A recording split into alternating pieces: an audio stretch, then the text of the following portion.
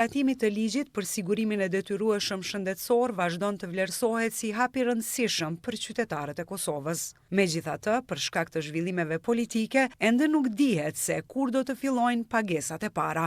I pyetur për këtë, Ministri i Shëndetësisë në detyrë Arben Vitia konfirmoi se procesi do të vazhdojë, por pa dhënë ndonjë afat konkret. A i bëri të ditur se në fazën fillestare do të zhvillohen takime me përfaqësuesit e barnatoreve për të shqyrtuar mundësitë e mbulimit të ilaçeve, si hapi parë drejt funksionalizimit të fondit. Me ligjin e ri mundësohen edhe kontraktimet me institucione të ndryshme, përfshi edhe barnatoret. Pse po e përmendi barnatoret? Një pjesë e madhe, në mos më e madhja e qytetarëve të cilët sot shpenzojnë për trajtimin e tyre janë barnat jashtëspitalore.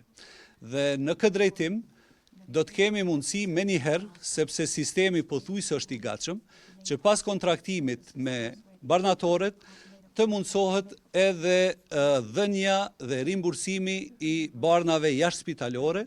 Prandaj kemi marrë të gjitha masat që pavarësisht nëse do të ketë një shtyrje, mund të jetë disa javore apo mujore, nga ajo që ne e kemi planifikuar, ky sistem të bëhet mirë, po në të njëjtën kohë edhe ndërtimin edhe funksionalizimin e fondit të sigurimit të detyrueshëm shëndetësor, që do të jetë një ndihmës shumë e madhe për kostot e trajtimit për pacient, po e përsëris prap, sidomos për barnat jashtëspitalore. Rikujtojmë se me 23 prill, Kuvendi i Kosovës miratoi në lexim të dytë ligjin për shqyrtimin e detyrueshëm shëndetësor, i cili synon ndërtimin e një sistemi më të qëndrueshëm dhe më të drejtë shëndetësor, duke krijuar bazë për financim stabil për të gjithë qytetarët e Kosovës.